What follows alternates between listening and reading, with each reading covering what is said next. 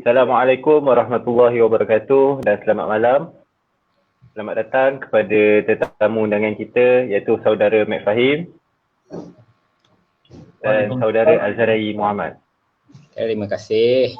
Terima kasih. Baiklah, kita malam ni dalam segmen kewangan dan keusahawanan, yang mana sebelum ni kita cuba saja-saja dan mendapat permintaan yang tinggi lah, terutamanya daripada peminat-peminat saudara Mek dan saudara Azrai. Alhamdulillah. So diorang lah yang minta buat benda ni updated setiap minggu. So dan saudara Mek serta saudara Gori pun ada banyak benda yang diorang nak kongsikan kepada anda semua. Okay, baiklah. Topik kita pada malam ini adalah bertemakan kesilapan-kesilapan yang perlu dielakkan. Jadi saudara Mek akan mengulas dari sudut keusahawanan. Apa benda yang perlu dielakkan sebagai seorang usahawan, lagi-lagi usahawan yang baru. And then saudara Gori pula akan bercerita tentang kesilapan-kesilapan kewangan. Jangan invest kat scam ke, jangan invest kat sini ke. So Gori akan bercerita benda tu. Lebih-lebih hangat lagi sekarang X50 baru keluar kan. So kita nak tanya pendapat Gori pasal X50 ni dia. So kita teruskan tanpa berlengah masa lagi. Kita teruskan dengan saudara Mek Fahim untuk memberikan pendapat beliau tentang kesilapan-kesilapan yang perlu dielakkan oleh usahawan. Silakan. Okay, Assalamualaikum warahmatullahi wabarakatuh. Thanks for having me, my 2 cents, kerana berikan peluang dan platform yang sangat bermakna. Keusahawanan. So saya rasa yang mana dah lama kenal dengan saya ni, cara saya menyampaikan mesej tentang bisnes, tentang usahawan, tentang entrepreneurship ni tak lain dan tak bukan adalah menyelesaikan masalah. Saya tak ada benda lain yang saya lebih pentingkan dalam berniaga ni kecuali benda tu. Yang lain-lain tu kita boleh kejar, kita boleh kejar duit, kita boleh kejar dia punya fame, dia boleh kejar dia punya viral tu semua. Tapi usahawan zaman sekarang sepatutnya, sewajibnya utamakan solve problems. So itu yang saya nampak dalam persekitaran orang meniaga kita di Malaysia tu, terutamanya orang Melayu kita tak ramai yang menyelesaikan masalah pengguna. So ini adalah kata-kata pertama, kata-kata aluan saya untuk malam ni, dan insyaAllah Brother Azrai pun akan tolong saya untuk melengkapkan idea ini. Usahawan solve problem, usahawan menyelesaikan masalah. Itu saja yang kita perlu utamakan. Okey? Okey. Baik, terima kasih saudara Mek. So tu kata-kata pembuka dari saudara Mek. Seterusnya kita silakan saudara Azrai, mungkin boleh sentuh kesilapan bab kewangan dan macam yang Mek katakan tadi, boleh lengkapkan apa yang dia cuba sampaikan tadi. Okey. So bismillahirrahmanirrahim. Assalamualaikum warahmatullahi wabarakatuh. Terima kasih kepada semua yang join kita punya live pada malam ini. So untuk topik pada malam ini kita akan bercakap tentang kesilapan yang perlu kita elakkan dalam perniagaan dan juga keusahawanan dan juga kewangan. Untuk kita elakkan untuk kita elakkan kesilapan, yang pertama kita kena akui ada kesilapan berlaku. Malangnya bila problem ada, kita ramai yang cuba lari dari masalah sebab kita tak nak face the problem, kita tak nak, orang kata, acknowledge problem tu wujud. Itu kesilapan nombor 1 sebenarnya. Kita tak nak akui kesilapan berlaku, sama ada dari sudut keusahawanan ke ataupun kewangan ataupun dalam apa pun dah, hubungan ke, relationship ke, kerja ke. Kalau ada problem kita kena face the problem, kita kena akui dulu. So macam mana kita nak akui masalah ni? Kita kena cakap tentang masalah. Kita kena biasanya orang kata tabu lah, terutama dalam kewangan. Kita adalah tabu untuk kita bercakap tentang problem. Tapi kita kena slowly bercakap tentang kewangan. Dekat Twitter Financial Gori, setiap tahun saya akan bangkitkan isu apa financial mistake yang pernah kita buat. Kita akan ramai yang akan kongsi financial mistake. Sekejap lagi saya akan list down beberapa financial mistake yang paling ramai orang kongsi. Dari 2018, 2019, 2020, tiap-tiap tahun saya akan up dan akan list down beberapa kesilapan yang ramai orang share, dan banyak juga list of kesilapan ni yang kita rasa macam kenapa benda ni boleh jadi kesilapan. Sebagai contoh, kad kredit. Memang kita rasa macam standard. Semua orang kata, okey, aku buat kad kredit ni lah kesilapan pertama. Sedangkan kad kredit boleh jadi satu benda yang sangat bagus untuk kita. So insyaAllah kejap lagi kita akan share tentang perkara tersebut. Cuma untuk yang join kita live pada malam ini dekat IG, Twitter, Facebook, nombor 1, lapangkan dada. Lapangkan dada, tenangkan hati, tenangkan minda, tenangkan fikiran. Dan kalau ada kesilapan yang pernah kita buat, apa kita sedang hadapi, orang kata chill dulu. Tenang, dengar sharing kita pada malam ni, insyaAllah mana yang baik itu kita ambil dan kita cuba improve. Mana yang tak boleh nak improve tu, maybe kita boleh bercakap dengan someone yang kita boleh trust. Ingat, bercakap tentang kewangan punya kesilapan ataupun keusahawanan ni, dia is not about bercakap dengan orang kita boleh percaya semata-mata. Sebab kadang-kadang kita bercakap dengan orang ni, dia pun menyebarkan ke orang lain. So, nak bercakap tu sebab itu ramai yang takut nak bercakap dengan pasangan masing-masing. Sebab ada rahsia yang kita cuba tak nak beritahu pasangan kita. So, kejap lagi kita akan kupas lebih lanjut lah tentang perkara ni, okay? So, back to hope kita.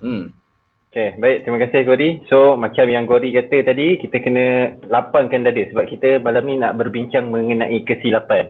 So, bila kita bercakap pasal kesilapan ni, orang lebih suka mencari kesilapan orang lain tapi dia tak nampak kesilapan diri dia sendiri. Betul.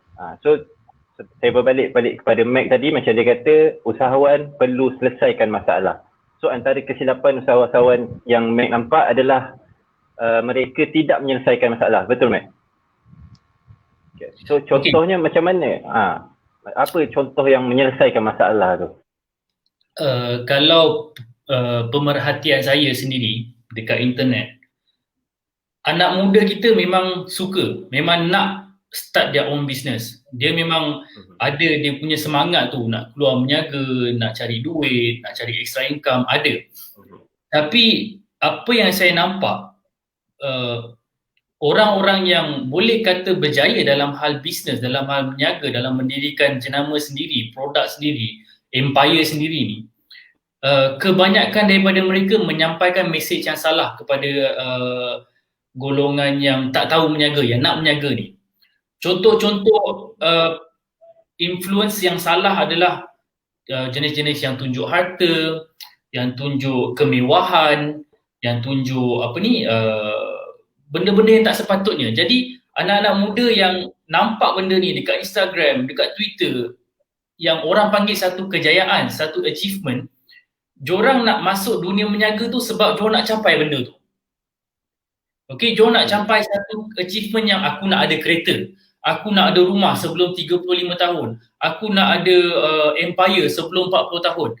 Benda-benda ni nak kata salah tu tidak. Tapi bagi saya, mindset seorang usahawan tu, dia nampak masalah dalam society, dia nampak masalah dalam masyarakat, dalam pengguna, dia bagi tahu, okay, I have talent, saya ada kepakaran ni, saya boleh solve masalah awak, pasal duit tu nanti. So itu yang kesilapan yang saya nampak dalam komuniti kita, dalam society kita, kita terkejar-kejar sesuatu yang salah bagi saya lah.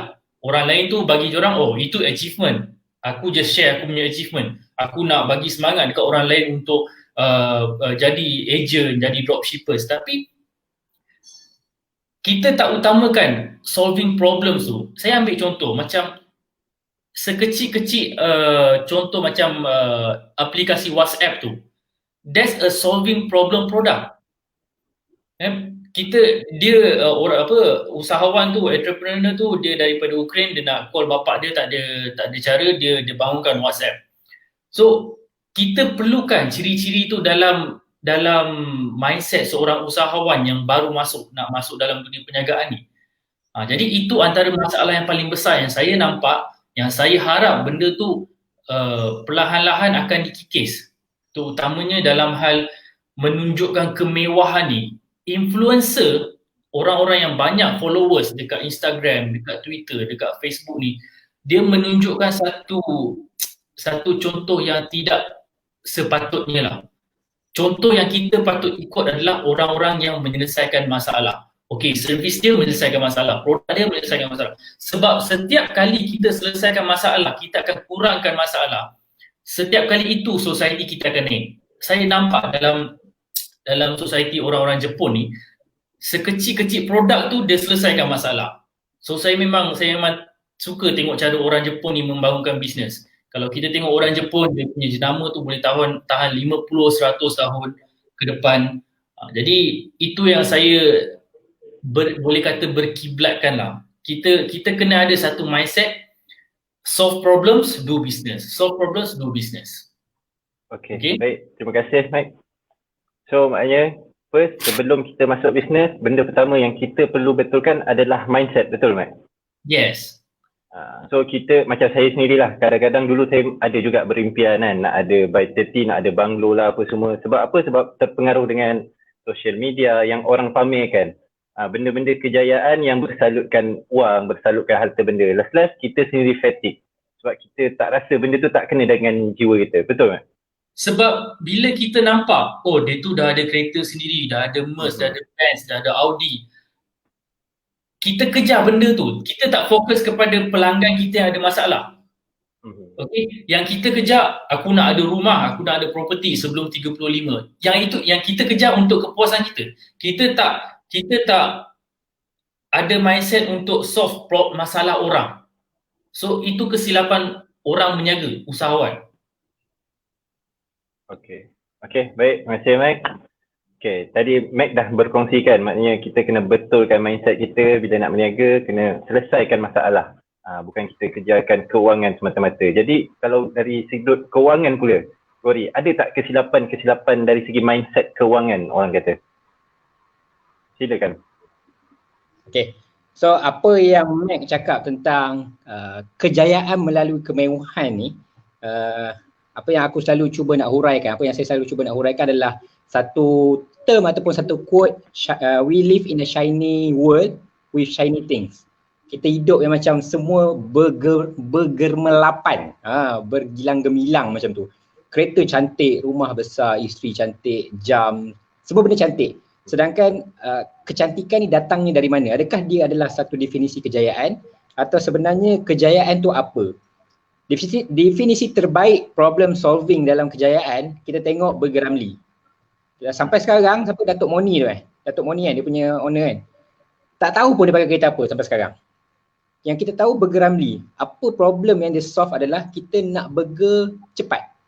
So dia buka dekat 7E, dia buka malam-malam, dia buka tepi jalan. Senang untuk kita dapat, siapa lapar malam kita boleh cari. So inilah problem solving yang kita cakap kan. Macam saya sendiri juga, mula-mula saya tulis buku bukanlah untuk solve problem in total. Problem pertama yang saya cuba solve adalah bila kawan-kawan tanya, gaji aku dah dapat, aku nak buat apa dengan gaji ni? So tulis buku. Tulis, okay nah kau baca. Dah banyak dah aku explain, kau baca. Satu, rupanya semua orang menghadapi masalah yang sama. Semua orang tak tahu nak buat apa dengan gaji diorang. So dari situ kita solve the problem.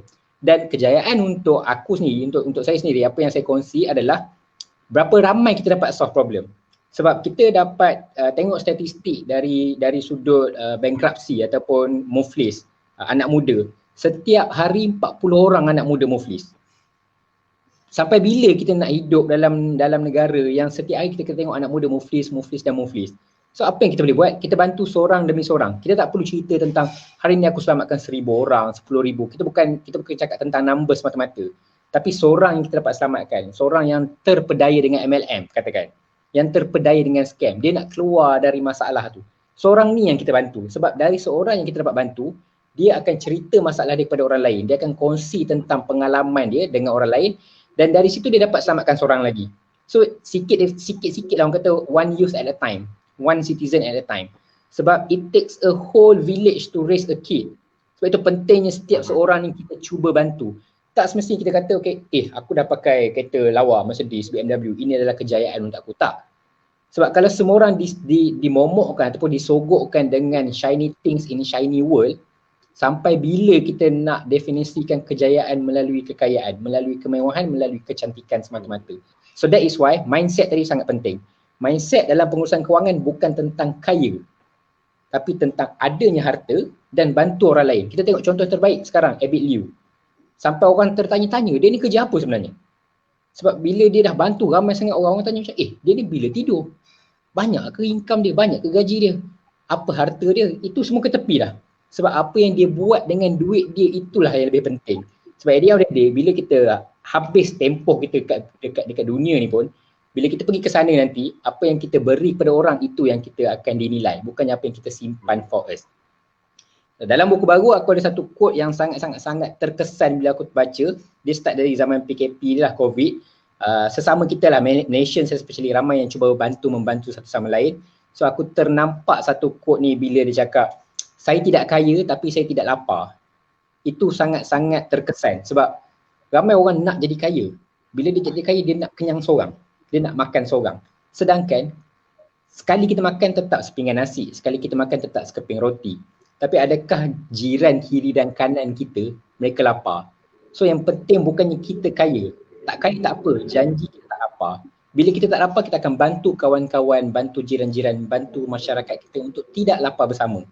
Itu dia punya main. Kemudian baru cerita tentang kekayaan. Sebab bila kita solve problem, bila kita dah bagi value dalam hidup orang, duit tu akan datang kemudian. Jangan risau tentang rezeki, jangan risau tentang duit. Sebab insya-Allah apa yang kita buat yang baik, kebaikan akan datang semula. Yang penting kita beri kebaikan, barulah kebaikan akan datang kepada kita. Baik, terima kasih Gori. Mac macam ada sesuatu untuk disampaikan. Silakan Mac. Macam apa yang Gori cakap lah. Saya ada satu pengalaman yang mana saya pernah berada di sebuah negara Afrika yang agak miskin. Ini Brother Kausar dengan Azrael boleh tambah. Saya tak berapa faham tentang economics. Tapi bila saya berada dekat sebuah negara, saya tak nak sebut nama, sebuah negara Afrika yang miskin, saya berada dalam kereta, kemudian bertentangan saya tu ada sebuah kereta Range Rover, Land Rover yang besar tu. Kita, of course dia seorang yang kaya, kemudian yang di tepi jalan ada anak-anak yang mengemis, dia naikkan dia punya window shield tu. Kemudian dari situ saya terfikir, saya rasa bertuah. Mungkin waktu tu saya rasa bertuah, mungkin sekarang mungkin ada perubahan. Saya rasa bertuah sebab dekat Malaysia kebanyakan orang mampu pakai kereta yang selesa, yang selamat. Tapi dekat beberapa negara miskin yang lain, society yang miskin, ada orang kaya yang pakai kereta besar, pada masa yang sama ada anak-anak mengemis yang miskin yang tidak dibantu. So bila saya nampak dunia luar macam ni, saya tak nak benda tu jadi dekat Malaysia. Saya tak sanggup nak tengok usahawan-usahawan ni bila dia dah jadi kaya, dia tak nampak masalah society, dia tak nampak masalah kemiskinan. Dia tak selesaikan masalah-masalah tu. Lebih baik kita ada society yang semua orang pakai Myvi daripada satu society yang seorang pakai Land Rover yang lain miskin. So dari situ saya tergerak. Kuasa komuniti, golongan, kumpulan usahawan ni penting tau. Kita jadi seorang businessman, kita jadi seorang businesswoman. Bisnes kita dah besar, kita solve masalah orang, kita selesaikan masalah pengangguran, kurangkan kemiskinan, masalah pengguna. So tu sebab setiap hari saya push anak muda, jual barang, sekecil-kecil barang jual. Sebab you ada income, you boleh kurangkan masalah kemiskinan. Itu saya punya pandangan lah dalam hal kewangan dan keusahawanan. Itu yang saya nampak dekat Afrika dan saya harap ia tidak akan berlaku di Malaysia. Betul. So maknanya kalau kita dah ada mindset yang betul daripada awal lagi, insya-Allah lah komuniti usahawan dekat Malaysia ni dia tidaklah jadi macam mana yang negara yang Mac lawat tadi. Maknanya kita kena jaga sesama kita. Walaupun kita dah kaya, kita tak lupa kepada mereka yang miskin. Okay, nak tambah sikit boleh? Boleh. Silakan Gori. Okay. So kita tengok macam contoh yang terbaik sekali lagi, Ustaz Abid Liu. Dia selesaikan masalah yang instant. Contohnya isu air tak ada dan sebagainya. Dan kedua, melalui perniagaan dia juga, dia buka Ilyu Smart tu, jual barang murah sebab dia tahu mungkin dia tak dapat nak bantu semua orang. Tapi dengan satu pasaraya pada harga yang agak minima, orang boleh membeli pada kadar yang affordable. Itu pun salah satu cara untuk kita membantu. Menjadi kaya, menjadi usahawan, buat satu bisnes dan perniagaan tu membantu orang lain untuk membeli. Dekat sini kita tengok kalau dalam masyarakat yang berdekatan dengan Abid Liu Mart tu, kalau dia beli katakan sausage dan dia boleh berniaga pula dengan apa yang dia beli murah dekat situ, pun dah membuka jalan untuk masyarakat di situ menambah baik pendapatan mereka, menambah baik ekonomi mereka. Sebab itu pentingnya usahawan ada mindset yang betul. Dengan kewangan yang betul, niat tujuan yang betul, insya-Allah banyak benda kita boleh bantu dalam masyarakat kita. Okey, baik. Terima kasih. Mindset seorang usahawan tu bukan sekadar nak mendirikan bisnes sendiri tau. Tapi bila dia meluaskan bisnes dia, aku boleh gajikan 10 orang, aku buka kilang boleh gajikan 50 orang, itu dah 50 family dah. Betul. So, dari situ yang saya selalu push anak muda, go sell something, do business, extra income. Sebab kita nak kurangkan masalah kemiskinan ni tau. Sebab alhamdulillah saya dah pergi beberapa negara miskin ni lah yang banyak membuka mata saya. Of course negara membangun macam Hong Kong, macam Singapura, kita boleh jadikan ini contoh. Tapi bila kita pergi negara-negara miskin ni, kita tak nak benda tu jadi dekat Malaysia, macam mana? So bagi saya, usahawan, peniaga, businessman, luaskan bisnes, kurangkan masalah kemiskinan, gajikan orang. Okay. Baik. Terima kasih, Mat. So, macam kita bersebut soal usahawan memberi semula kepada komuniti kan. Tapi ada setengah orang dia kata, alah aku tak ada duit, macam mana aku nak bagi something kepada komuniti? Macam mana aku nak bagi duit ke, nak bagi apa ke? So, antara Mac atau Gori boleh komen. Silakan. Okay. Saya seorang yang sangat-sangat suka push anak muda, show your talent dekat internet, show. Kita tak semestinya kena bagi duit tau. Ini mindset silap. Kita nak tolong orang, tak semestinya kena ni nasi sebungkus, ni air 2 galon. Tak. Bila kau datang dekat Twitter, kau bagi tahu okey, silap macam ni, kita patut betulkan macam ni. Itu satu contribution tau dekat society. Sekecil-kecil satu tweet, bila benda tu dah meletup, dah viral, orang rasa aku sukalah orang yang selesaikan masalah orang ni. So bila kita meramaikan society macam tu, memang best. Memang kita tak perlu nak fokus duit bagi orang. No. Your talent, your passion, your empathy tu, tak nak orang lain silap, you bagi, you tunjuk dekat Twitter, dekat Facebook, dekat Instagram. Bro, jangan buat silap ni. Bro, awak patut macam ni, awak patut macam tu. Tak semestinya about duit. Dari situ orang datang. Bro, saya nak tanya pandangan awak, macam mana saya nak solve masalah ni. Memang seronok benda tu, bagi saya lah. So Azrai boleh sambung. Okay, so soalan Kausar tadi tentang macam ni kita nak membantu orang, tapi dalam masa yang sama mungkin kewangan kita belum cukup ukur. Okay, jangan risau. Sebab soalan ni dah dijawab 1400 tahun lepas. Agama kita dah ajar. Kalau tak ada duit, bersedekah. Bersedekah sebagai contoh, senyum bersedekah. Alihkan kayu ataupun batu atas jalan pun sedekah juga. Berbuat baik itu adalah sedekah. Itu sekecil-kecil senyum dan alih halangan di jalan raya. Bayangkan macam apa yang Mac kata tadi. Kita tweet something yang valuable.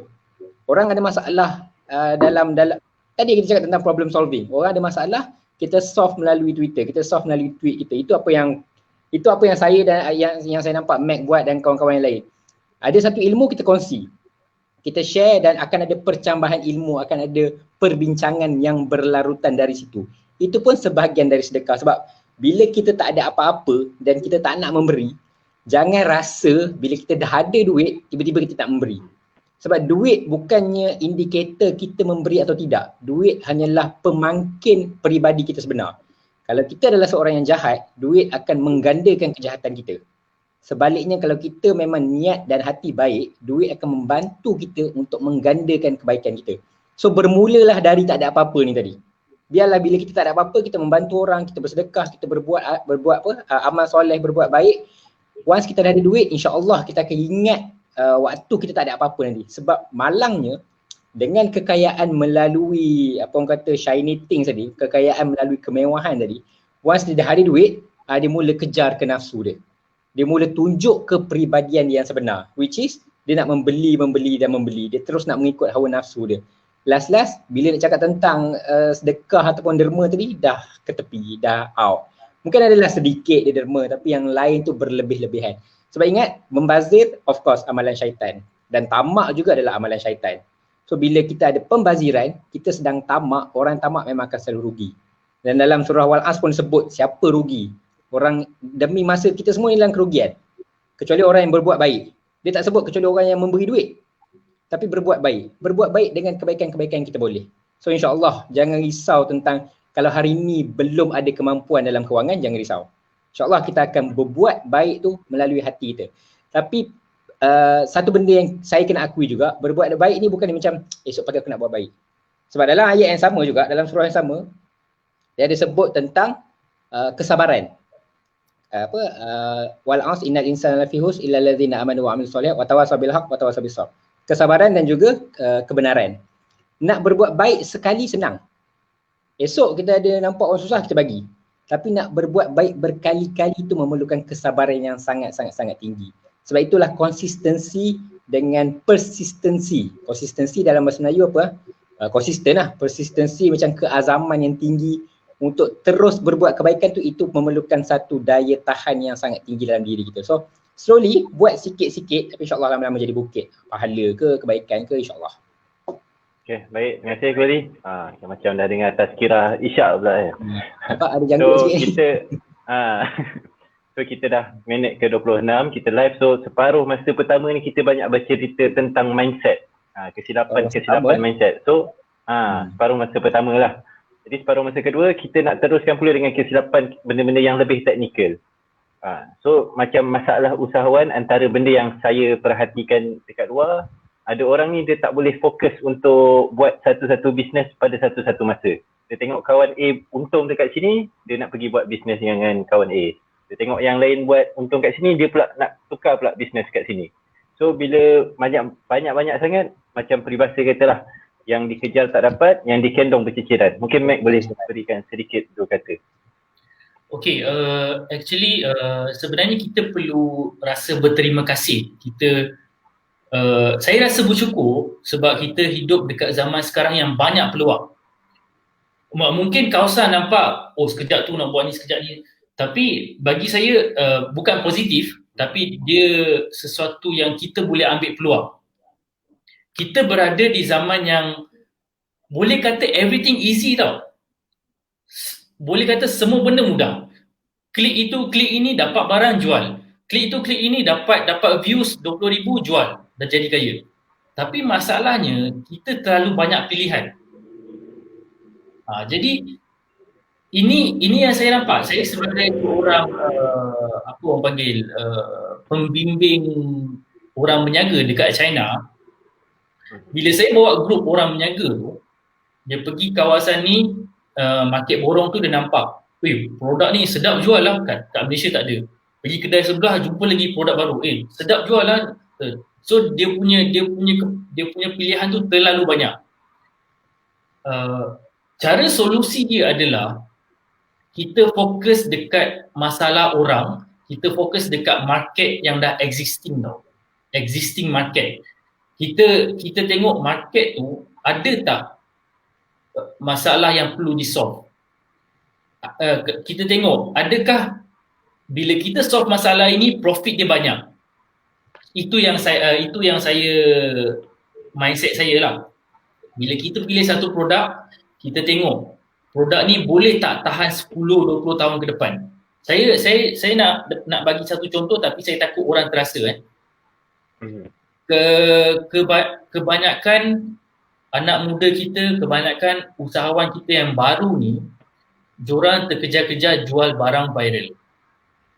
Okay, barang tu viral, nak ikut jual lah, ramai orang jual. Itu dah satu mindset yang salah. Kita sepatutnya jual sesuatu yang orang lain tak jual, tapi market yang besar. Jadi ini salah satu masalah orang kita yang selalu pilih nampak produk viral nak jual, nampak servis viral nak jual. So itu dah silap. Solusi dia adalah tengok apa yang kita mampu. Itu satu.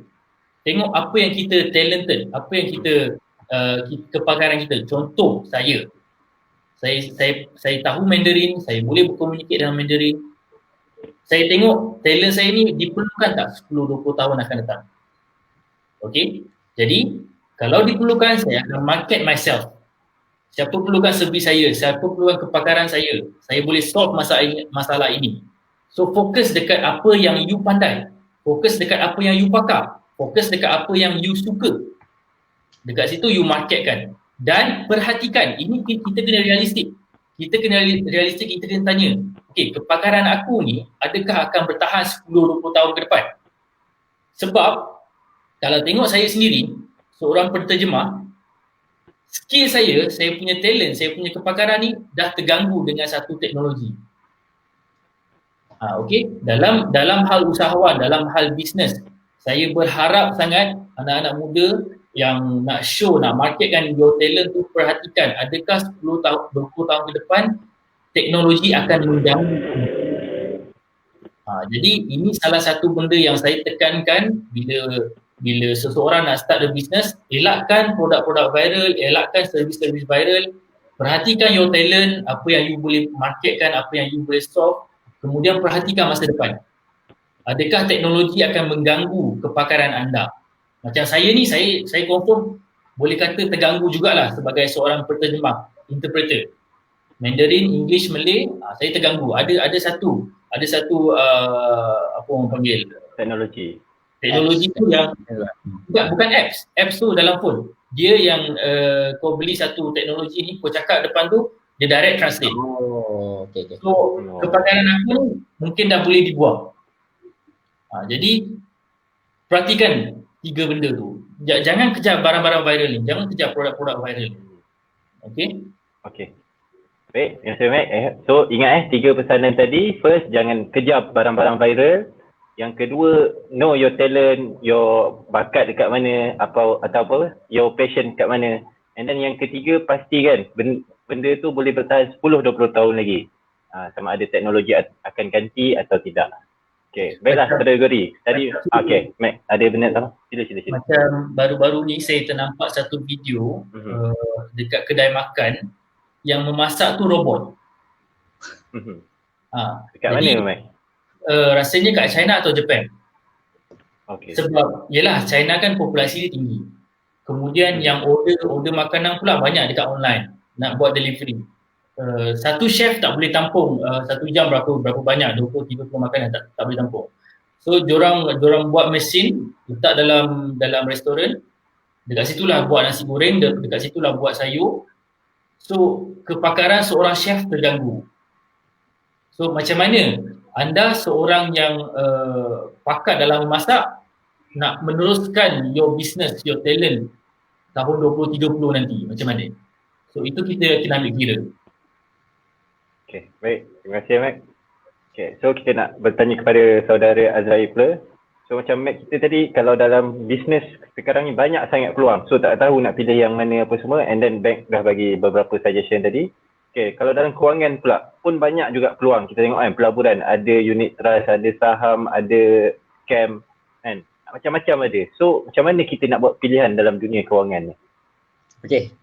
So first tadi bila kita cakap tentang mindset kenapa kita nak orang kata kaya tadi, sebab kita nak sustainability. Bila kita ada kewangan yang lebih kukuh ataupun yang lebih stable, kita dapat bantu keluarga kita.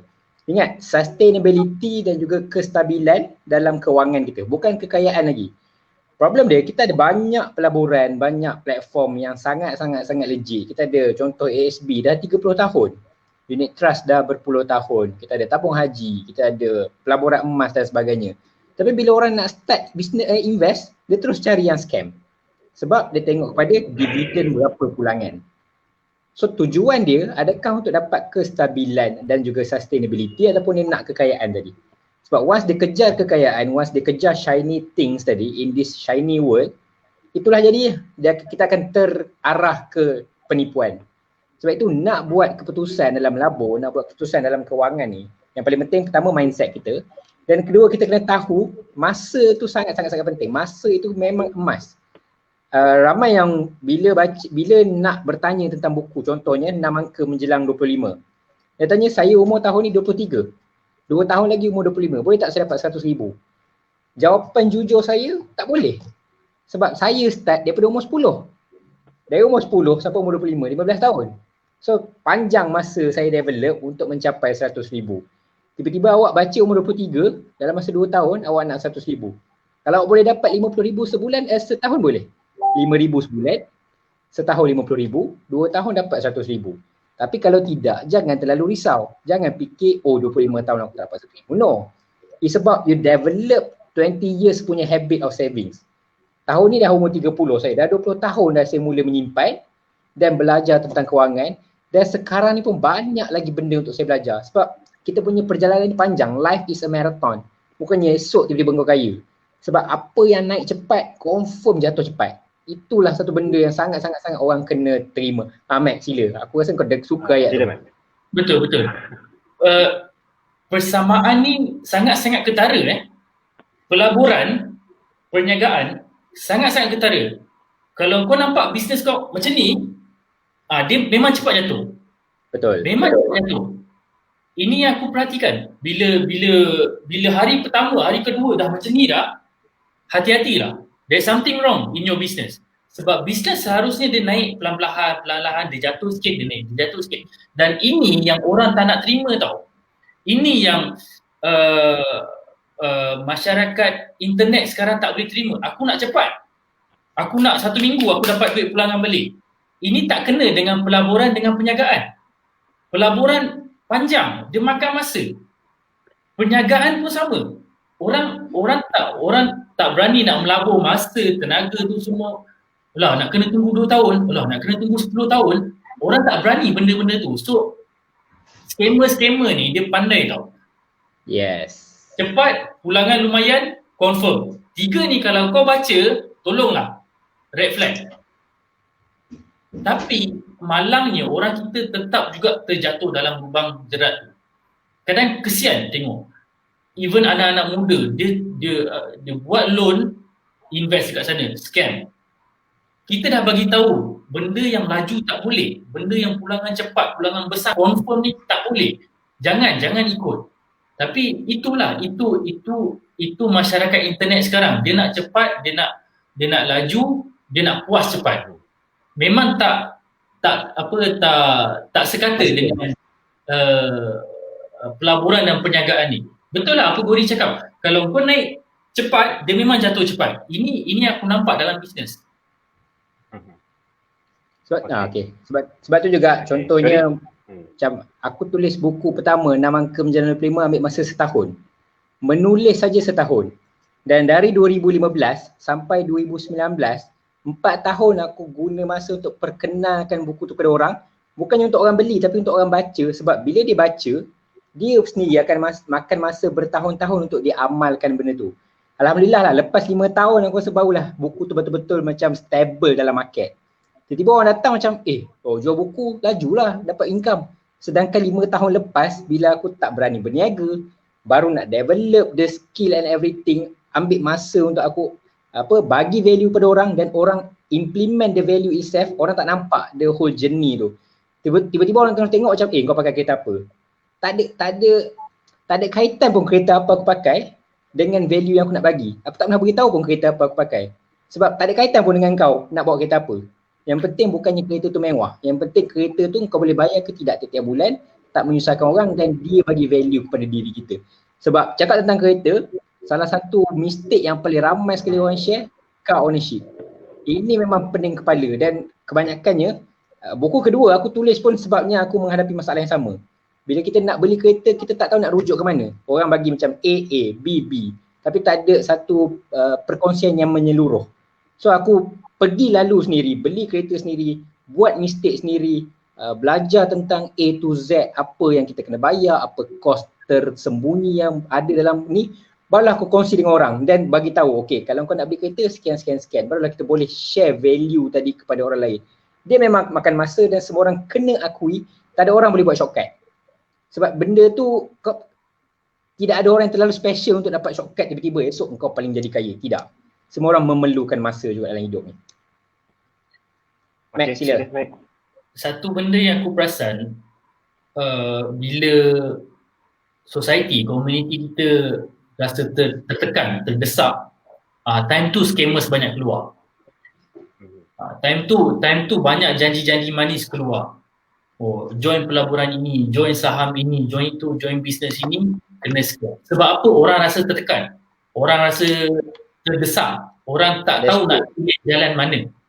So hati-hati. Kita alhamdulillah kita dah lalu kita berada dalam zaman COVID ni, kita dah nampak kita berada dalam keadaan tertekan. Boleh tak kita kawal emosi kita untuk tidak pilih, jangan di scam. So ini aku perasan. So kita tadi bercerita pasal apa, overnight success lah orang kata, yang biasa orang tengok tahu-tahu je dia dah berjaya, tapi dia tak tahu berapa banyak kegagalan yang dia dah lakukan. So macam Max ni mungkin dah lalui banyaklah kegagalan, dan Gori pun dah cerita sebelum dia berjaya jual buku macam hari ni, 5 tahun dulu berapa je sales sehari, betul Gori? Sebulan tau, sebulan aku jual 1 dulu. Sebulan 1 Jauh beza lah dengan sekarang. Okay. So seterusnya kita nak bercerita mengenai loan pula. So dalam bisnes ada berkaitan loan, dalam kewangan pun ada bab-bab loan dia. So dalam bisnes ni sendiri Max, patut ke kita ambil loan untuk buat bisnes? Aku bercakap berdasarkan pengalaman sendiri, dan aku berharap orang lain pun boleh bagi pandangan, cadangan. Sebab bisnes yang aku sendiri start agak kecil dan alhamdulillah tidak memerlukan modal. Tapi ada satu ayat yang aku nampak dekat internet yang sangat-sangat berguna untuk usahawan. Boleh dengar sini. Jangan buat pinjaman bank untuk memulakan bisnes kecuali memperluaskan bisnes. Boleh dapat tangkap tak? So, cuba sebaiknya untuk mulakan dengan duit sendiri, cuba sebaiknya untuk mengelakkan bank loan atau mana-mana pinjaman yang berinterest tinggi. Ada pun nak buat pinjaman, buat waktu engkau nak meluaskan bisnes tu.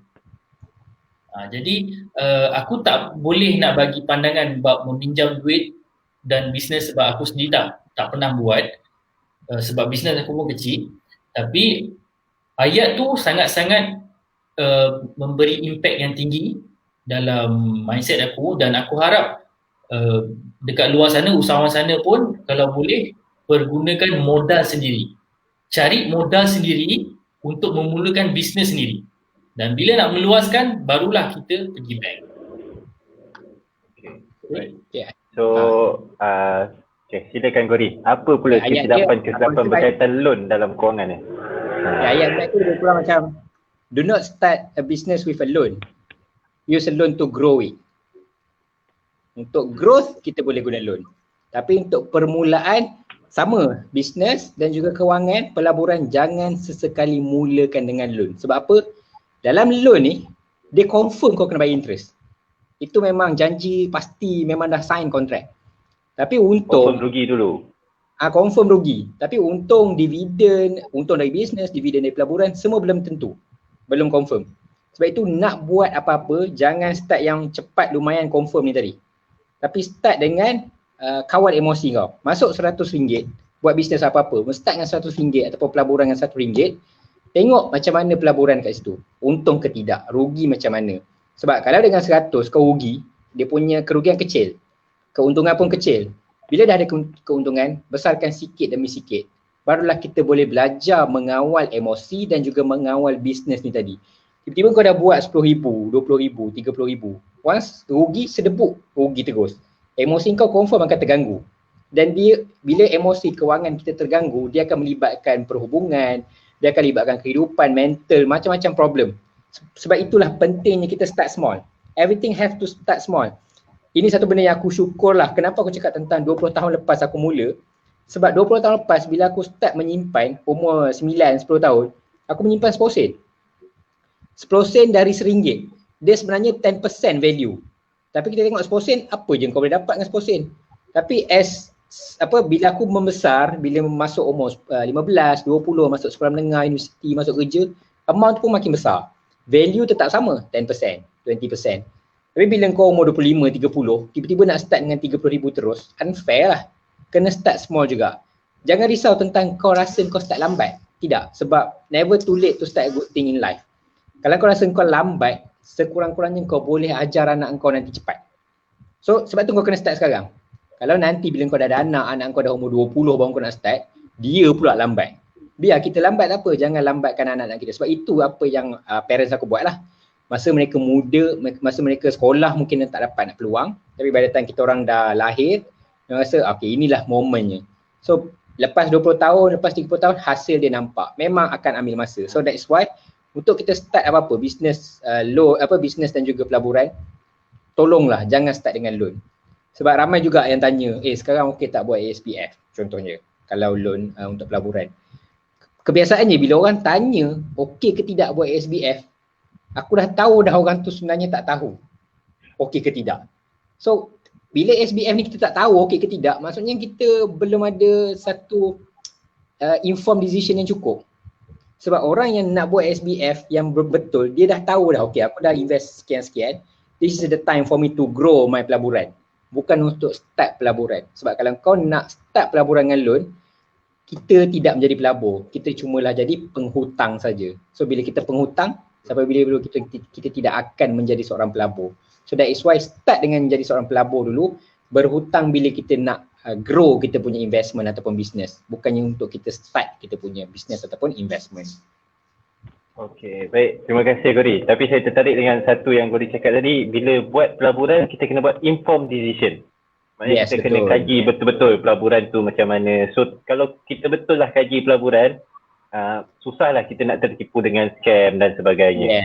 So macam Mac pula, kalau dalam bisnes ni kita kena buat informed decision tak untuk start a business, ataupun macam mana kita buat informed decision dalam bisnes? Kena buat market research ke apa ke?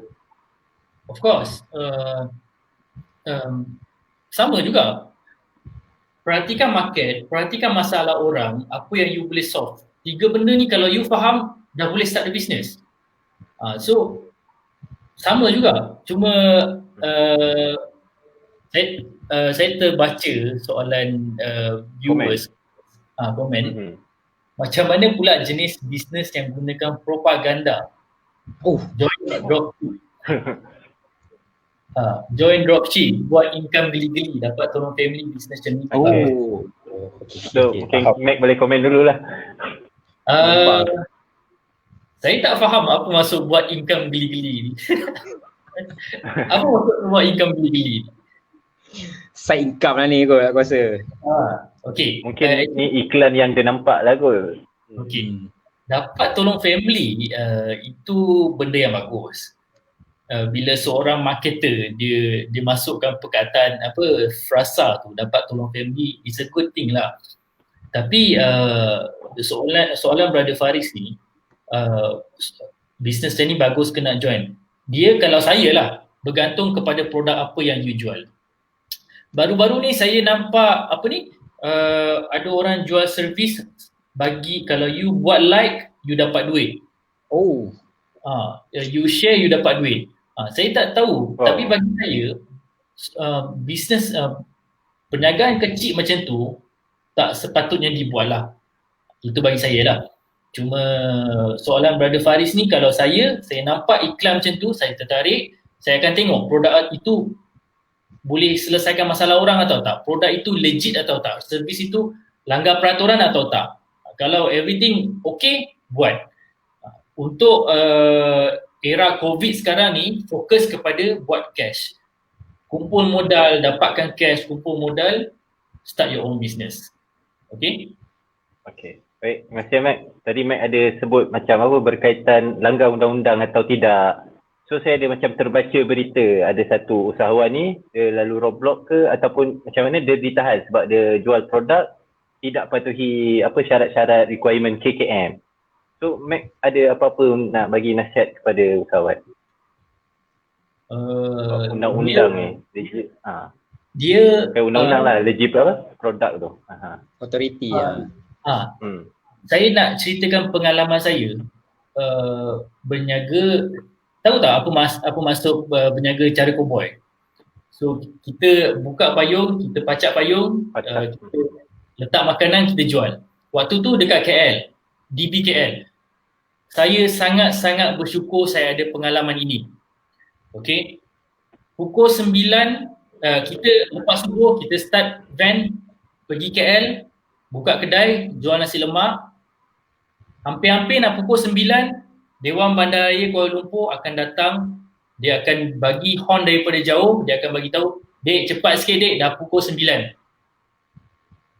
Faham tak maksud saya? So, toleransi, sikap kemanusiaan, sikap apa orang panggil?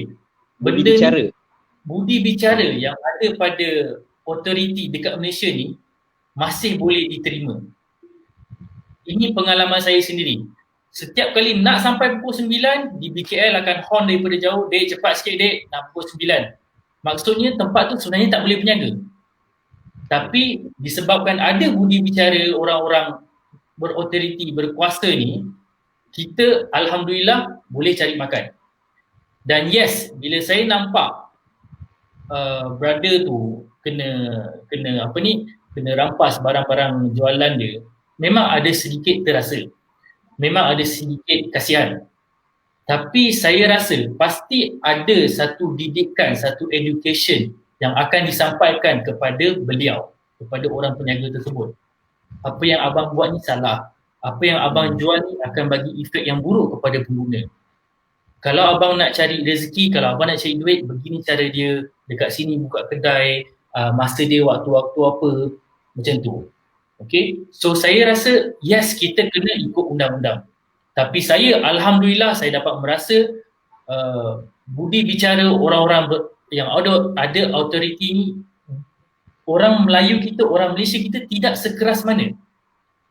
Tidak pernah, saya tak tahulah saya sendiri, tidak pernah saya nampak dekat video, dekat media sosial yang orang authority kita ni bertumbuk dengan orang peniaga jalanan. Saya tak pernah. Yes, tiba-tiba, tanpa sebab. Tapi dekat China ada. Dekat China, orang tua pun dia tak bagi chance. Dia akan tendang buah tu, dia akan tendang motor tu, dia akan terbalikkan motor tu. Tapi yang ada di Malaysia ni, kita masih ada budi bicara. Kita masih ada ruang. Kita ada masih peluang untuk perbaiki, untuk ikut undang-undang yang betul. Saya memang kesian. Tapi pada masa yang sama, kita patut hormat authority, kita patut ikut undang-undang. Okey? Okey. Sikit lah tambahan kot. Terima kasih. Okey, sila Gori, sila. So sebelum Gori mulakan, sila. Kalau ada apa, sebab kita dah menghampiri 10 minit terakhir, kalau ada apa-apa soalan, terus berikan soalan dalam ruangan komen untuk sesi Q&A. So Gori, silakan. So macam Mac cakap tadi kan, kita sebab kebanyakan yang kita mula berniaga bukannya terus ikut undang-undang. Tak ada orang macam, esok aku nak start berniaga terus SSM. Kebanyakan kita akan try and error dulu. Macam abang peniaga nasi lemak tadi. Dia akan try tempat ni okey ke tak nak pacak. Ada bisnes ke tidak. Dan of course lah kita akan mula tertanya-tanya undang-undang dekat mana, sampai tahap mana kita boleh berniaga. Dan untuk kita serius dalam berniaga, tak boleh selama-lamanya kita melanggar undang-undang. Macam kalau kau tak ada lesen KKM ataupun kau tak ada lesen di BKL, bila kita dah ditegur, kita proceed lah dengan how to make it legal, how to make it legit. Kalau macam kau selama-lamanya nak rebel, memang kena marah lah ujung-ujung nanti. Sebab itu awal-awal mungkin dalam setahun, 2 tahun pertama tu adalah sikit ruang untuk kita belajar. Mungkin kita pun tak nak berniaga tu sampai bila-bila. Mungkin aku nak berniaga benda lain one day kan. Tapi ada pengalaman tu awal-awal. Kemudian kita kena cari apa yang kita kena buat untuk kita patuh undang-undang, dekat mana nak daftar SSM, dekat mana nak bayar cukai dan sebagainya. Sebab kalau sampai bila-bila kita rebel, tak nak buat apa-apa langsung, itu sebenarnya dah satu sikap diri kita sendiri. Orang dah bagi peluang tadi, dah ada budi bicara, tapi kita pula take advantage ataupun kita dah take it for granted, rugilah. Betul macam Mac cakap, Malaysia ni part pelaksanaan sebab kita memang ada budi bicara yang agak baik. Mungkin kita punya nilai ketimuran tu tinggi kot. Kita nak marah orang, budak baru nak start berniaga, orang tua baru nak berniaga kan, nak share makan. Sebab itu apa yang bekas MB Negeri Sembilan Tok Mat sebelum ni buat. Dekat Negeri Sembilan nak berniaga tepi jalan boleh, ambil je lesen, tak payah bayar. Sebab dia nak galakkan orang berniaga, tapi kena jagalah kebersihan. Kena jagalah dia punya, orang kata, dia punya certain law tu. Dia tak charge lah tu, dah baik dah tu. Tapi adalah juga sikit yang melanggar dan sebagainya. So itulah antara kita dan authority. Ada timbang tara lah orang kata. Timbang tara tau. Okey. Ada satu? Silakan. Gori, ada soalan baik ni yang aku rasa aku pun nak harap kau boleh jawab. Rauf Lahab, kenapa masih ramai pilih personal loan berbanding grant atau soft loan dari Kementerian Usahawan untuk mulakan perniagaan? Sebab aku sendiri tak pernah ambil grant dan aku sangat curious macam mana proses mendapatkan grant ni. Sebab yang aku faham, grant kau dapat 200,000 kau tak payah bayar balik. Kau dapat RM500,000 kau tak payah bayar balik. So macam mana usahawan-usahawan yang ada idea yang mantap ni untuk dapatkan grant untuk buat dia punya, untuk jalankan dia punya bisnes, kalau kau tahu. Okay, so jawapan dulu kepada soalan ni, kenapa ramai buat personal loan? Sebab dia mudah. Kau pergi je bank, cakap nak buat personal loan atas alasan bisnes ke, atas alasan nak kahwin ke, dia mudah. Tapi yang mudah tu adalah kesusahan dia dekat interest. So bila kita start bisnes dengan personal loan, duit dah dapat, kebanyakannya bila buat personal loan, katakanlah kau nak buat RM10,000 loan, nak buat bisnes. Dah dapat RM10,000, tanya, nak buat bisnes apa dengan RM10,000 ni? Kalau kau tak ada idea pun nak buat. Sebab itu ada satu soalan ke Mac dekat Twitter, adakah penting bisnes proposal hari tu? Ya. Orang tanya kau. Adakah penting business proposal? In real life, business proposal, kau buat business tu tetap langgar jugalah, yang mana menjadi. Tapi business proposal tu bertindak sebagai apa orang kata guideline. Kalau kau tak ada business proposal dan duit loan dah ada, kau nak follow apa? Itu yang tiba-tiba beli phone lah sikit, bawa makan lah sikit, tiba-tiba dari RM10,000 dah jadi RM5,000. Duit tetap kena bayar. Lepas tu dah tak cukup nak beli warung burger apa semua, dah tak cukup. Sebab itu pentingnya dia business proposal supaya menjadi guideline kepada kita. Tak semestinya 100% business proposal tu kita akan buat. Sama juga macam kau nak diet. Kau buat plan diet, tak semestinya kau diet. Tapi kalau kau tak ada plan nak diet, lagi hauk kita punya plan nak diet tadi. So untuk personal loan, sebaik-baiknya kalau kau nak betul-betul nak buat business personal loan ataupun business loan, biar ada business proposal tadi. Dan business proposal ni juga menjadi jawapan kepada kenapa grant tu ramai orang tak buat. Sebab untuk kau dapat grant, kau kena ada business proposal. Kau kena ada audit, kau kena ada dia punya financial statement dan sebagainya. Ini part renyah je orang tak nak buat. So that is why ramai yang tak pergi ke grant. Dan grant-grant dari kementerian ni banyaklah dia punya apa orang kata syarat-syarat dia, sebab government pun nak menjaga duit yang dia nak bagi kepada rakyat untuk berniaga tadi. Okay, Matt? Okay. Atau adakah info-info grant ni tak sampai dekat orang yang memerlukannya? Yes, itu pun ya juga. Baru ni aku balik semalam aku di Kuala Tahan lah, dan ramai yang tanya tentang grant business dan sebagainya. To be honest, apa yang aku nampak cara grant ni disampaikan adalah terus kepada target market. Kita yang bukan dalam target market memang kita tak akan dapat info ni. Itulah problemnya, dia tak ada satu one stop center yang memberitahu semua grant government ada dekat sini. Dan sekali lagi to be honest, aku tak tahu macam mana nak selesaikan masalah ni. Sebab lain kementerian, lain grant yang ditawarkan. Lain kementerian, lain dia punya syarat-syarat dia. Sebab itu, nak tak nak kena rajin. Kena rajin tanya. Kadang-kadang kau dah tanya grant tu, dah sungguh-sungguh buat, dah habis. So itulah aku rasa ramai yang memilih ke personal loan. Sebab dia mungkin tak ada tempoh dan juga syarat dia lebih longgar sikit. Cuma dia punya kekerasan dia dekat interest tadi lah. So itulah mungkin mismatch yang berlaku dalam kalangan dunia usahawan kita. Oh, okay. Terima kasih Gori. So sebenarnya topik grant tu sendiri boleh dibincangkan pada selama 1 jam. Tapi malam ni kita bagi the gist of it. Mungkin kita boleh jemput orang yang lebih berautoriti untuk cerita pasal grant ni. Sebab memang grant ni kat Malaysia banyak sangat. Ada Tekun, ada bawa MDEC, banyak sangat agensi, dan mungkin maklumat ni tak sampai pun kepada public. Betul. So, mungkin kita cuba usaha. Sila Mat. Itu yang aku harapkan, info-info pasal grant ni sampai dekat orang-orang yang sepatutnya.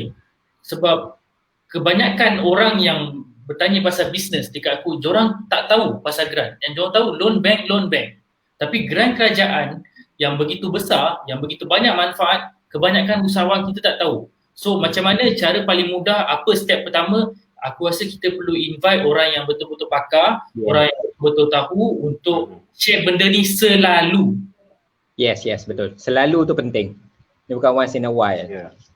Ya, betul-betul. Sebab benda ni banyak membantulah usahawan, dia macam bantu loncatan, mungkin jadi pelampung. Sebab Cak Abah Ipar tu sendiri dia dalam bidang pertanian tau. So dia sewa dari Kejora kalau tak silap aku. tak sampai 1,000 pun setahun untuk 1 ekar.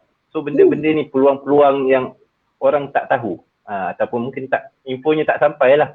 Macam Gori kita tadi, dia scattered sangat, banyak sangat agensi yang jaga. So mungkin masa akan datang kita akan jemput orang yang lebih berautoriti lah untuk bincangkan benda ni sama-sama. Okay, mungkin ada satu soalan dekat Facebook komen saya nampak tadi, dia tanya dekat Mac lah, kenapa kena ada simpanan 5-6 bulan sebelum kita berhenti buat berniaga? Ini pasal kewangan juga ni. Mungkin okay. Tu ada dah keluar. Kenapa Mac tekankan untuk kumpul duit gaji 5-6 bulan? Okey.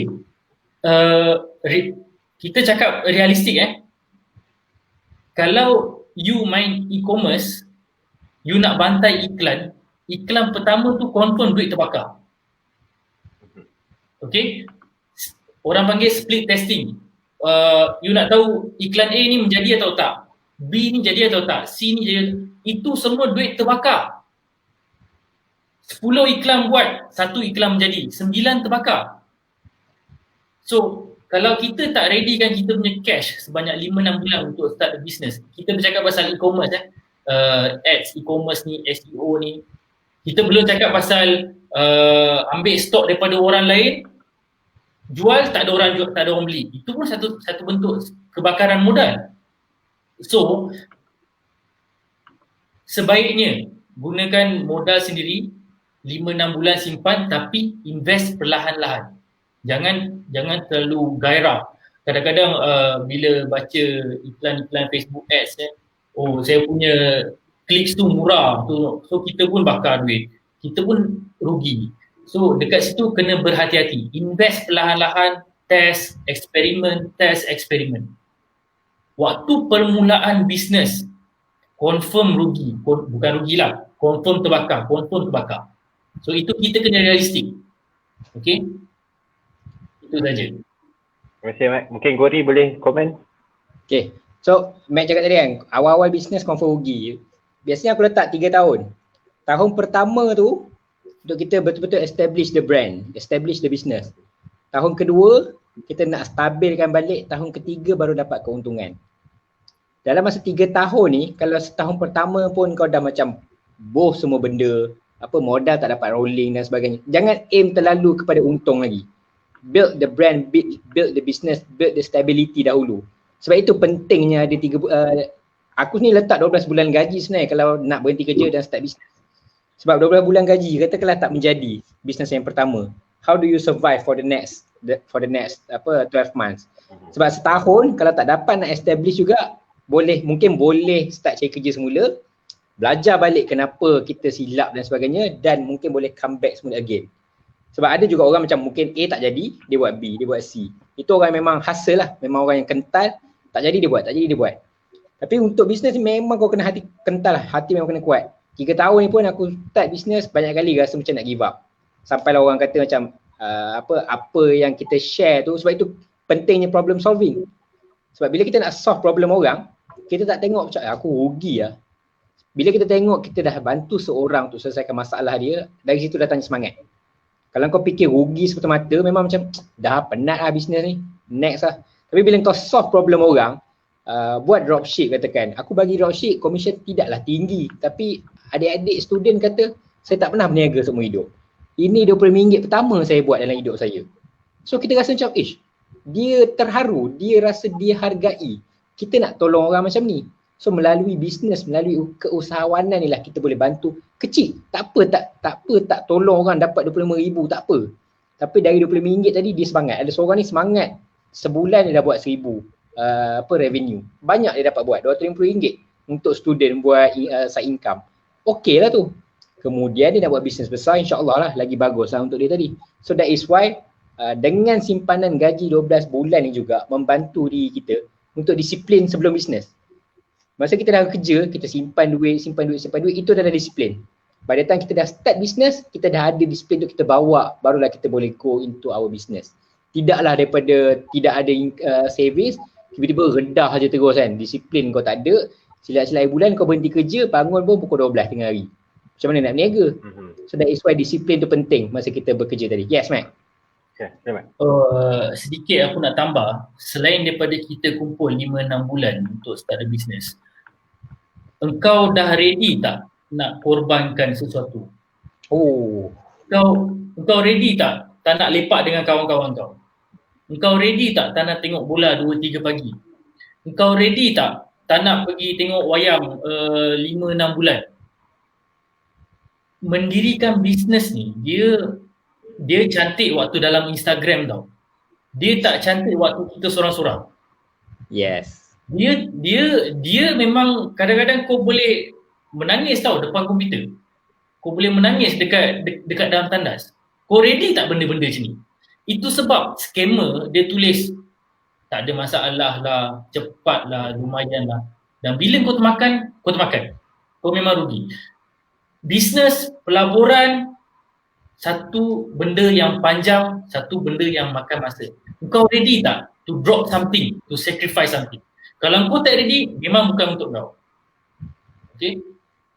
So, bila aku nampak dekat Twitter orang merungut, alamak, still single lah, sendu lah. Yo, kalau waktu kau single ni lah kau ulun tau. Waktu kau single ni lah kau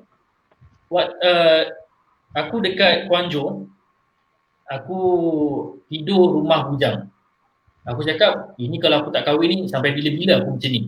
Aku sanggup macam tu. Selagi kau bujang, selagi tu kau pulun lah.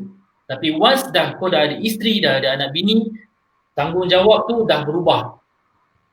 So, dalam hal bisnes, kau ready tak benda-benda macam ni? Kau ready tak untuk rugi something, sacrifice something?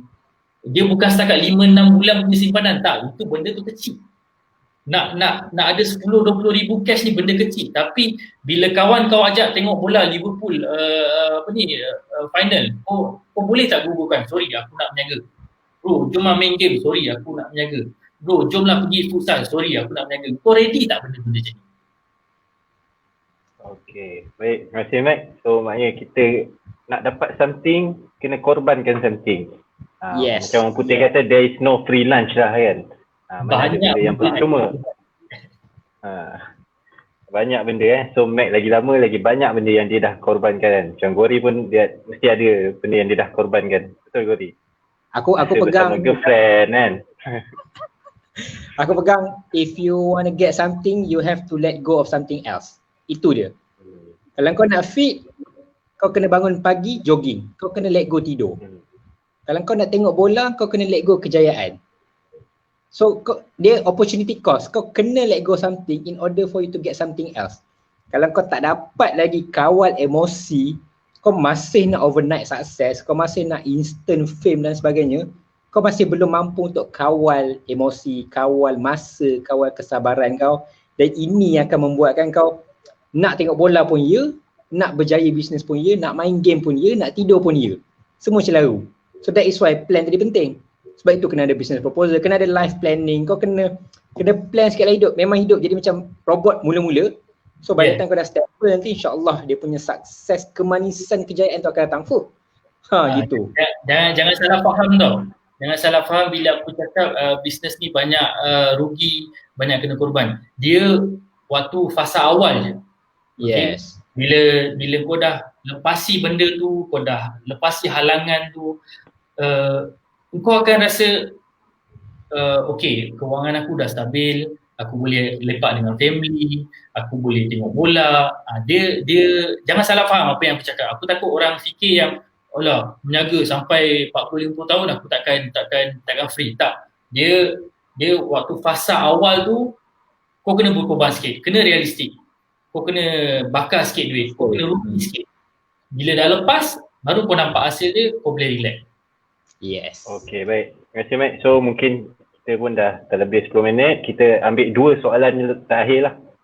Okay. Soalan pertama daripada Ama Mia. So, dia tanya, hai, saya Mia. Saya nak tanya, saya ada jual zikir pilo dan Quran pilo. Tapi risau nak buat copywriting sebab takut orang salah anggap ingat kita guna agama untuk jual produk. So, macam mana nak elak tanggapan orang macam tu? So, mungkin Mac atau Gori boleh berikan. Mac, sila. Okay, dia memang agak tricky sikit hal bila berkaitan dengan agama, bila kita jual satu produk yang berkaitan dengan agama, dia memang agak tricky sikit. So saya tak nak bagi pandangan yang banyak. Ini tanya hati sendirilah. Kalau you buat bisnes sebab you jual bantal Quran pillow tu untuk kebaikan orang lain, that's good. Tapi kalau you guna agama untuk kepentingan sendiri, you fikir balik. Ini kena tanya hati sendiri. Saya tak berani nak bagi tahu, okay jangan buat tu, jangan buat ni, buat tu, buat ni. Tapi tanya hati sendiri, okay aku nak jual bantal pillow zikir ni supaya anak-anak ni boleh tahu nama Tuhan, boleh ingat nama Nabi-Nabi. Kalau itu you punya niat, go on. Okay, saya bukan orang yang seharusnya untuk jawab soalan ni yang berkaitan dengan agama dan bisnes, tapi berhati-hati. Okay. Gori ada nak tambah? Tak ada. Dia betul lah Mac kata dia apa innamal a'malu binniyat. Apa yang kita buat tu bergantung pada niat. Kalau kau berniaga tak guna agama pun tapi niat kau nak berfoya-foya pun tak jadi juga. Tapi kalau kau berniaga tu sebab kau nak bantu orang, kau memang yelah mungkin orang tu busy dan malam masa nak tidur je ada masa dia untuk berzikir dan niat kau aku nak bantu orang ni. So niat tu penting. Sebab dengan niat yang baik ni insya-Allah copywriting kita akan kita tak akan buat ofensif punya copywriting. Kita tak akan provoke orang sebab niat kita baik. Tadinya kau macam niat baik, mulut jahat. Tak tally, tak selari. Sebab Nabi katalah ni darah ni dari darah ni jadi daging ni lah yang menentukan tujuan kita, amalan kita ni ke arah kebaikan atau ke keburukan. So back to our niat dan insya-Allah akan ada kritikan.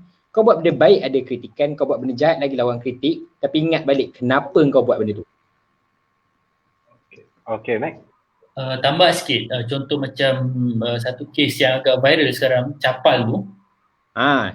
Capal. Mula-mula baca memang agak kontroversi. Tapi bila tengok dua-dua pihak punya pandangan, aku rasa okey, ada sebab dia buat macam tu.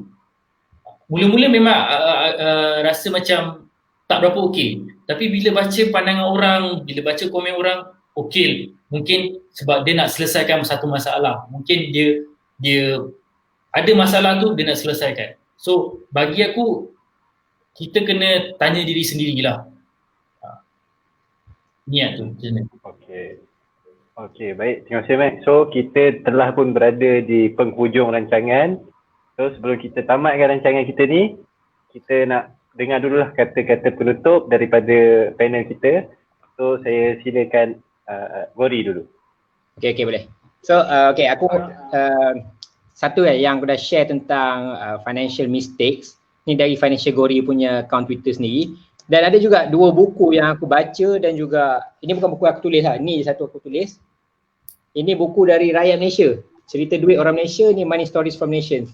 Dalam ni ada 12 penulis, ini ada 11 penulis. Macam-macam cerita tentang kesilapan kewangan dia orang kongsi. So apa yang aku boleh summarize, ada yang kata beli rumah satu kerugian, ada yang kata membeli kereta, not saving early, dia tak menyimpan awal. Baca buku aku kata kenapa buku ni tak ada masa zaman dia belajar. So in summary aku boleh conclude kan, kebanyakan mistake ni berlaku sebab kita kekurangan pengetahuan, lack of knowledge.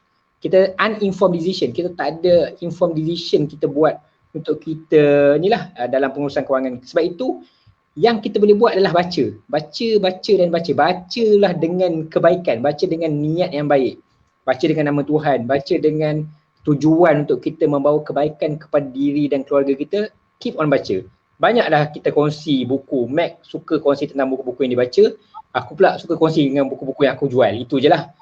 Tapi at the end of the day kita nak orang membaca. Sebab dari pembacaan baru kau tahu apa yang kau tak ada. Bila kita tak ada baru senang kita nak discuss. Sebab problem dia macam bang mana saya nak mula, terlalu luas untuk kau mula. Sebab that's why start banyak. Yes, baca sikit kemudian bila bertanya senang untuk kita discuss. Itu konklusi aku untuk financial mistakes. Okay, baik. So terusnya Mac boleh bagikan kata-kata penutup. Kausam, program ni setiap Ahad betul tak? Ya betul. Setiap Ahad. Okay. Aku sangat-sangat berterima kasih kepada My Two Cents dan macam mana nak cakap satu, kita patut berasa bersyukur sebab kita berada di zaman yang terlalu banyak peluang. Serius aku cakap, terlalu banyak peluang. Engkau search how to Instagram ads, kau jumpa.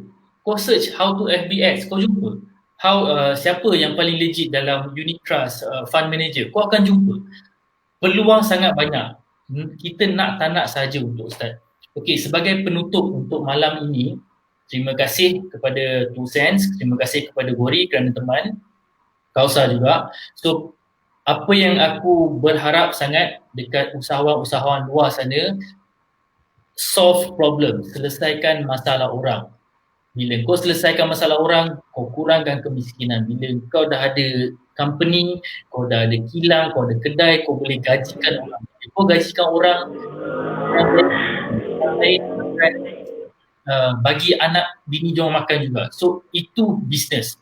Bila kau start the business, kau tolong orang lain. Itu yang aku harap korang boleh simpan dalam mindset sendiri. Duit penting, duit memang penting. Aku sendiri pun suka duit. Tapi kita kena fikir juga macam mana society kita ni nak naik, macam mana masyarakat kita nak naik. Aku selalu fikir tangan di atas lebih baik daripada tangan di bawah. Okay, aku mungkin Kausa, Azrai atau viewers tak bersetuju dengan apa yang aku nak cakap ni. Aku kadang-kadang merasa sedih bila kita majoriti negara Islam, Muslim, kalau pergi kedai mamak, kita masih nampak madrasah yang masih perlukan bantuan, madrasah yang masih perlukan sedekah. Jadi kita sebagai usahawan, kita sebagai orang yang tahu pasal kewangan, perlu banyak share, perlu banyak bantu orang, solve masalah orang, sebab tangan di atas itu lebih baik daripada tangan di bawah. Aku harap kita, society boleh sentiasa bangun dan kita boleh solve kemiskinan, kekurangan orang lain. Itu saja. Okey, baiklah. Terima kasih kepada saudara Mac dan saudara Azrai sebab diorang pun dah korbankan masa diorang masa hari Ahad yang mungkin Gori peminat MU, betul Gori? Belum start lagi kan game. So okey lah kot. So diorang pun dah korbankan masa Ahad. So mungkin biasa orang hari Ahad santai-santai dekat rumah, relax-relax. So malam ni anda semua penonton pun dah korbankan masa nak dengarkan perkongsian daripada dua orang yang hebat ni. Jadi tanpa berlengah masa lagi, saya terpaksalah menangguhkan program kita ke minggu akan datang. So kita akan bersama lagi pada pukul 9 sampai pukul 10 malam pada hari Ahad minggu depan. Jadi terima kasih kepada penonton di rumah, terima kasih kepada saudara Mac dan terima kasih kepada saudara Gori. Assalamualaikum warahmatullahi wabarakatuh. Waalaikumsalam.